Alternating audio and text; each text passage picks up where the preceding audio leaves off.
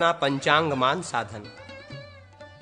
अग्निदेव कहते हैं, मुने, अब मैं वर्षा के समुदाय स्वरूप काल का वर्णन कर रहा हूँ और उस काल को समझने के लिए मैं गणित बतला रहा हूँ। ब्रह्मा दिनादि काल से अथवा सृष्टारंभ काल से अथवा व्यवस्थित शकारंभ से वर्ष समुदाय संख्या को 12 से गुणा करें, उसमें चैत्रादि गतमास संख्या मिला दें, उसे 2 से गुणा करके 2 स्थानों में रखें।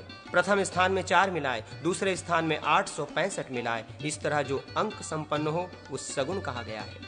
उसे 3 स्थानों में रखें, उसमें बीच वाले को 8 से गुना करके फिर 4 से गुणित करें। इस तरह मध्य का संस्कार करके गोमूत्र का क्रम से रखे हुए तीनों का यथास्थान संयोजन करें। उसमें प्रथम स्थान का नाम ऊर्ध्व, बीच का नाम मध्य और तृतीय स्थान का नाम अधः ऐसा रखें। अधः अंक में 388 और मध्यांक में 87 घटाएं। तत्पश्चात उसे 60 से विभाजित करके शेष को अलग लिखें। फिर लब्धि को आगे वाले अंक में मिलाकर 60 से विभाजित करें। इस प्रकार 3 स्थानों में स्थापित अंकों में से प्रथम स्थान के अंक में 7 से भाग देने पर शेष बची हुई संख्या के अनुसार रवि आदि वार निकलते हैं। शेष 2 स्थानों का अंक तिथि का ध्रुवा होता है। सगुण को 2 से गुणा करें, उसमें 3 घटाएं, उसके नीचे सगुण को लिखकर उसमें 30 जोड़ें। फिर भी 6, 12, 8 इन पलों को भी क्रम से तीनों स्थानों में मिला दें। फिर 60 से विभाजित करके प्रथम स्थान में 28 से भाग देकर शेष को लिखें। उसके नीचे पूर्वान्वित तिथि ध्रुवा को लिखें। सब को मिलाने पर ध्रुवा हो जाएगा। फिर भी उसी सगुण को अर्ध करें, उसमें 3 घटा दें, 2 से गुणा करें, मध्य को 11 से गुणा करें, नीचे में 1 मिलाए, द्वितीय स्थान में 39 से भाग देकर लब्धि को प्रथम स्थान में घटाएं। उसी का नाम मध्य है। मध्य में 22 घटाएं, उसमें 60 से भाग देने पर शेष ऋण है। लब्धि को ऊर्ध्व में अर्थात नक्षत्र ध्रुवा में मिलाना चाहिए। 27 से भाग देने पर शेष नक्षत्र तथा योग का ध्रुवा हो जाता है। अब तिथि तथा नक्षत्र का मासिक ध्रुवा कह रहे हैं।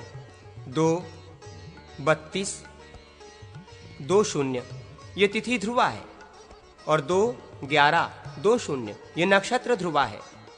इस ध्रुवा को प्रत्येक मास में जोड़कर वार स्थान में 7 से भाग देकर शेष वार में तिथि का दंडफल समझना चाहिए। नक्षत्र के लिए 27 से भाग देकर अश्विन से शेष संख्या वाले नक्षत्र का दंडादि जानना चाहिए। पूर्वोक्त प्रकार से तिथ्यादिका का मान मध्यमान से निश्चित हुआ। उसे स्पष्ट करने के लिए संस्कार कहते हैं।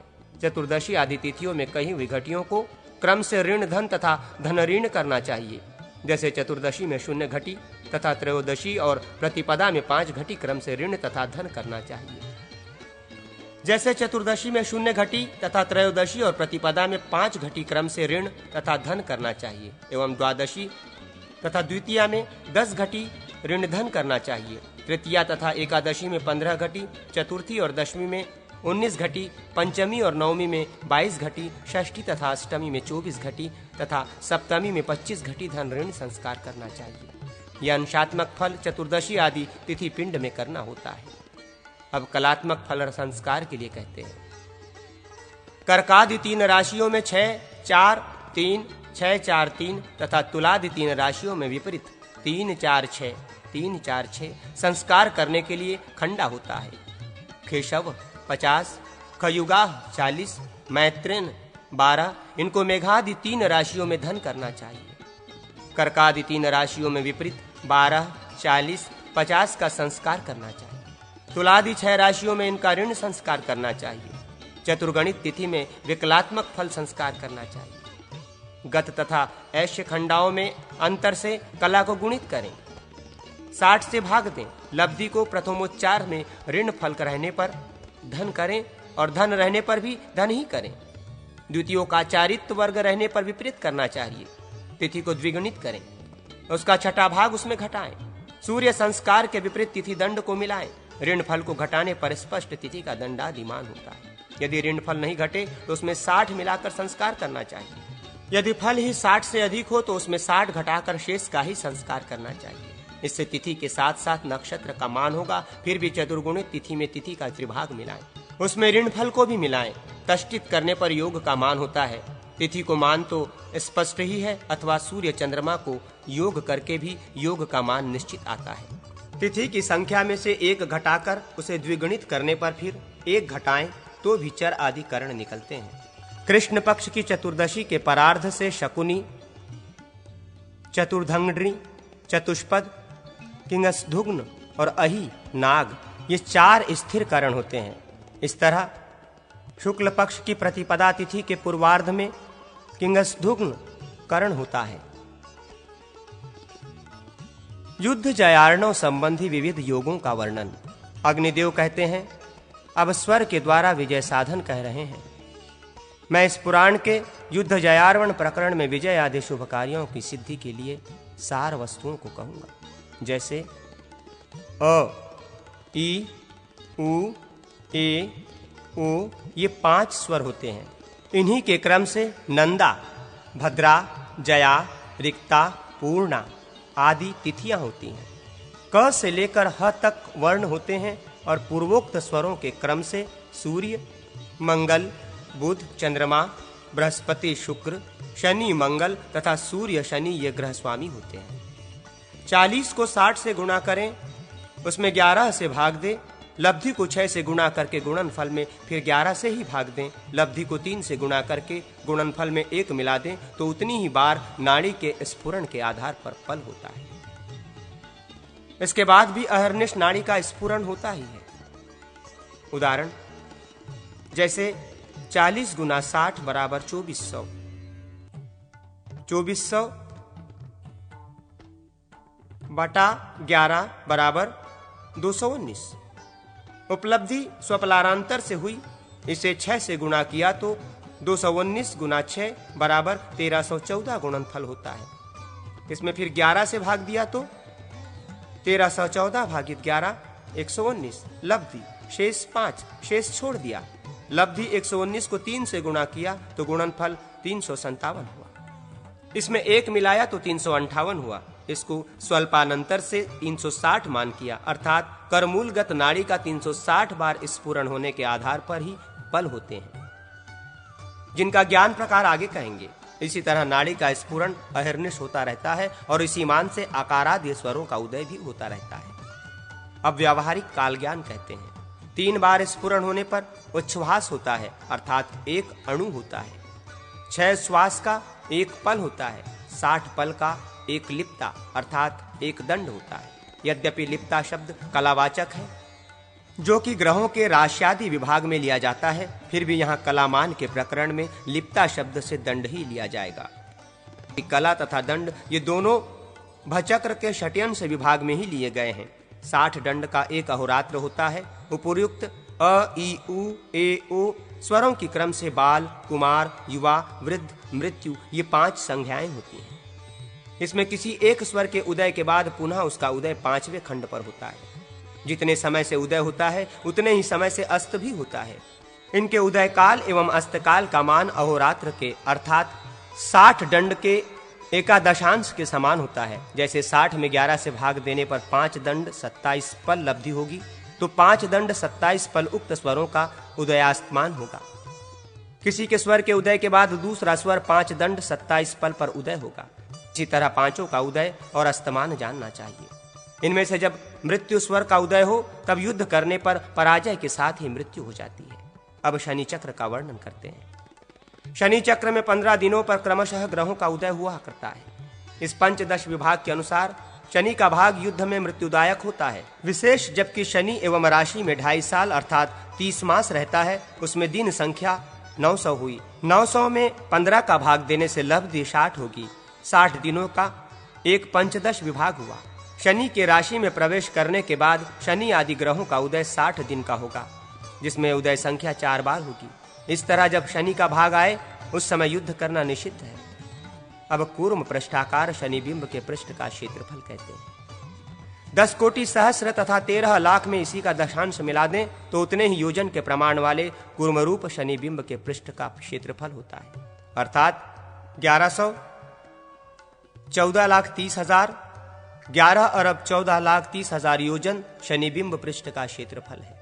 विशेष ग्रथांतरों में ग्रहों के बिंब प्रमाण तथा कर्म प्रमाण योजन में ही कहे गए हैं। जैसे गणिताध्याय में भास्कराचार्य सूर्य तथा चंद्र का बिंब परिमाण कथन के अवसर पर यहां भी संख्या योजन के प्रमाण वाली ही लेनी चाहिए। मघा के प्रथम चरण से लेकर कृतिका के आदि से अंत तक शनि का निवास अपने स्थान पर रहता है। उस समय युद्ध करना ठीक नहीं होता। अब राहु चक्र का वर्णन करते हैं। राहु चक्र के लिए 7 खड़ी रेखा एवं 7 पड़ी रेखा बनानी चाहिए। उसमें वायु कोण से नैऋत्य कोण को लिए हुए अग्नि कोण तक शुक्ल पक्ष की प्रतिपदा से लेकर पूर्णिमा तक की तिथियों को लिखना चाहिए एवं अग्नि कोण से ईशान कोण को लिए हुए वायु कोण तक कृष्ण पक्ष की प्रतिपदा से लेकर अमावस्या तक की तिथियों को लिखना चाहिए। इस तरह तिथि रूप राहु का न्यास होता है। रकार को दक्षिण दिशा में लिखें और हकार को वायु कोण में लिखें। प्रतिपदादि तिथियों के सहारे क करादि अक्षरों को भी लिखें। नैऋत्य कोण में सकार लिखें। इस तरह राहु चक्र तैयार हो जाता है। राहु मुख में यात्रा करने से यात्रा भंग होती है। अब तिथि के अनुसार भद्रा निवास की दिशा का वर्णन करते हैं। पौर्णमासी तिथि को भद्रा का नाम विष्टि होता है और वो अग्निकोण में रहती है। तृतीया तिथि को भद्रा का नाम कराली होता है और वो पूर्व दिशा में वास करती है। सप्तमी तिथि को भद्रा का नाम घोरा होता है और वो दक्षिण दिशा में निवास करती है। सप्तमी तथा दशमी तिथियों को भद्रा क्रम से ईशान कोण तथा उत्तर दिशा में, चतुर्दशी तिथि को वायव्य कोण में, चतुर्थी तिथि को पश्चिम दिशा में, शुक्ल पक्ष की अष्टमी तथा एकादशी को दक्षिण दिशा में रहती है। इसका प्रत्येक शुभ कार्यों में सर्वदा त्याग करना चाहिए। अब 15 मुहूर्तों का नाम एवं नामानुकूल कार्यों का वर्णन कर रहे हैं। रौद्र, श्वेत, मैत्र, सारभट, सावित्र, विरोचन, जयदेव, अभिजीत, रावण, विजय, नंदी, वरुण, यम, सौम्य, भव, ये 15 मुहूर्त हैं। रौद्र मुहूर्त में भयानक कार्य करना चाहिए। श्वेत मुहूर्त में स्नानादिक कार्य करना चाहिए। मैत्र मुहूर्त में कन्या का विवाह शुभ होता है। सारभट मुहूर्त में शुभ कार्य करना चाहिए। सावित्र मुहूर्त में देवों का स्थापन, विरोचन मुहूर्त में राजकीय कार्य, जयदेव मुहूर्त में विजय संबंधी कार्य तथा रावण मुहूर्त में संग्राम का कार्य करना चाहिए। विजय मुहूर्त में कृषि तथा व्यापार, नंदी मुहूर्त में षटकर्म, वरुण मुहूर्त में तड़ागादि और यम मुहूर्त में विनाश वाला कार्य करना चाहिए। सौम्य मुहूर्त में सौम्य कार्य करना चाहिए। भव मुहूर्त में दिन रात शुभ लग्न ही रहता है, अतः उसमें सभी शुभ कार्य किए जा सकते हैं। इस प्रकार ये 15 योग अपने नामानुसार शुभ तथा अशुभ होते हैं। अब राहु के दिशा संचार का वर्णन कर रहे हैं। दैनिक राहु, राहु पूर्व दिशा से वायु कोण तक, वायु कोण से दक्षिण दिशा तक, दक्षिण दिशा से ईशान कोण तक, ईशान कोण से पश्चिम तक, पश्चिम से अग्निकोण तक एवं अग्निकोण से उत्तर तक 3-3 दिशा करके 4 घटियों में भ्रमण करता है। अब औषधियों के लेपादि द्वारा विजय का वर्णन कर रहे हैं। चंडी, इंद्राणी, सिंधुवार, वाराही, वाराही कंद, मुशली, तालमूली, गिरिकर्णिका, अपराजिता, बला, कुट, अतिबला, कंघी, शीरी, सिरखोला, मल्लिका, मोतिया, जाति, चमेली, युथिका, जूही, श्वेतार्क, सफेद मदार, शतावरी, गुरुच, वागुरी, इन यथा प्राप्त दिव्य औषधियों को धारण करना चाहिए। धारण करने पर ये युद्ध में विजयदायिनी होती है। ओम नमो भैरवाय खड्ग पशु हस्ताय, ओम विघ्न विनाशाय, ओम हूं फट। इस मंत्र से शिखा बांधकर यदि संग्राम करें तो विजय अवश्य होता है। अब संग्राम में विजयप्रद तिलक, अंजन, धूप, उपलेप, स्नान, पान, तैल, योगचूर्ण, इन पदार्थों का वर्णन करता हूं, सुनो। सुभगा, नील दुर्वा, मनहशिला, मैनसिल, ताल, हरताल, इनको लाक्षारस में मिलाकर स्त्री के दूध में घोंटकर ललाट में तिलक करने से शत्रु वश में हो जाता है। विष्णुक्रांता, अपराजिता, सर्पाक्षी, महेशकंद, सहदेवी, सहदेय्या, रोचना, गोरोचन, इनको बकरी के दूध में पीसकर लगाया हुआ तिलक शत्रुओं को वश में करने वाला होता है। प्रियंगु, नागकेसर, कुमकुम, कुष्ठ, मोहिनी, चमेली, तगर, धृत, इनको मिलाकर लगाया हुआ तिलक वश्यकारक होता है। रोचना, गोरोचन, रक्तचंदन, निशा, हल्दी, मनहशिला, मैनसिल, ताल, हरताल, प्रियंगु, नागकेसर, सशर्प, सरसों, मोहिनी, चमेली, हरिता, दुर्वा, विष्णुक्रांता, अपराजिता, सहदेवी, शिखा, जटामासी, इनको मातुलुंग, बिजौरा, नींबू के रस में पीसकर ललाट में किया हुआ तिलक वश में करने वाला होता है। इन तिलकों से इंद्र सहित समस्त देवता वश में हो जाते हैं। फिर शूद्र मनुष्यों की तो बात ही क्या है। मंजिष्ठ, रक्तचंदन, कटुकंदा, सहिजन, विलासिनी, पुनर्नरवा, गदहपूर्णा, इनको मिलाकर लेप करने से सूर्य भी वश में हो जाते हैं। मलय चंदन, नागपुष्प, चंपा, मंजिष्ठ, तगर, वच, लोघ्र, पियंगु, नागकेसर, रजनी, हल्दी, जटामासी, इनके सम्मिश्रण से बना हुआ तैल वश में करने वाला होता है। युद्ध जयार्णवीय